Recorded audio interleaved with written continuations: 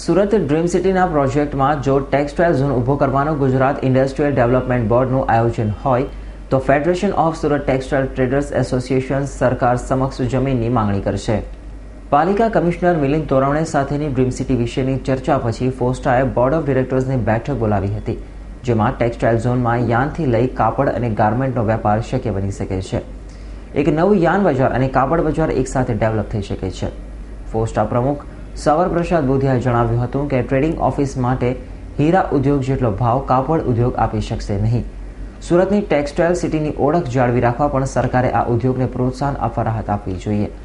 Surat dream સિટીમાં textile hub બની શકે તેમ છે, કારણ કે તેમાં કસ્ટમ એક્સાઇઝની સુવિધા હશે. તેને સંલગ્ન ઇન્ટરનેશનલ એરપોર્ટ બન્યા પછી સુરતના સિન્થેટિક કાપડનો એક્સપોર્ટ વધારી શકાશે.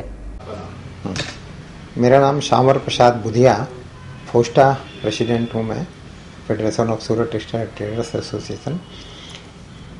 हमारे कुछ दिनों से जो डायमंड बुर्ज की तैयारी हुई है, हमने भी सरकार से रिक्वेस्ट किया है कि टेक्सटाइल मार्केट के लिए भी टेक्सटाइल हब की कोई व्यवस्था करी जाए.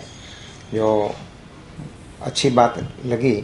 और ये जो ट्रैफिक की समस्या है, यहाँ पे जो अनप्लान्ड जितने मार्केट हैं वो सब एक जगह चले जाएं, ऐसी हमारी भावना है.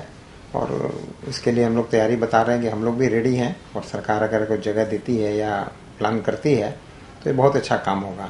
सूरत शहर से जो 50,000 दुकानें हैं, जो इसमें 10 से 12,000 व्यापारी हैं, इन सबके लिए एक सुविधाजनक वातावरण में काम हो.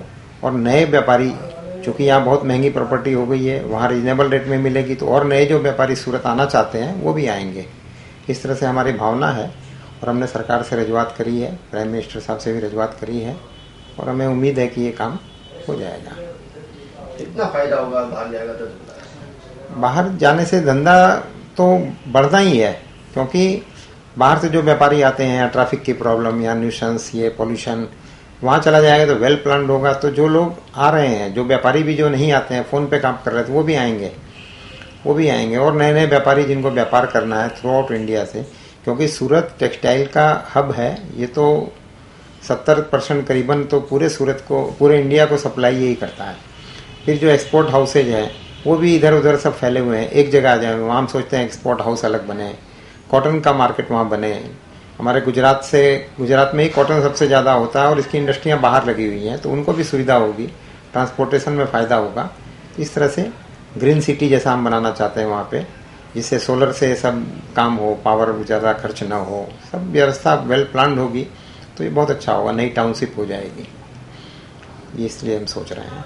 ત્યારે આ અંગે આગામી 8મી ફેબ્રુઆરીના રોજ ડાયમંડ બુર્સના ખાતમુહૂર્ત માટે સુરત આવી રહેલા મુખ્યમંત્રી આનંદીબેન સમક્ષ માંગણીઓ રજૂ કરાશે તેમ પણ તેમણે જણાવ્યું હતું. Bureau report, S9 news, Surat.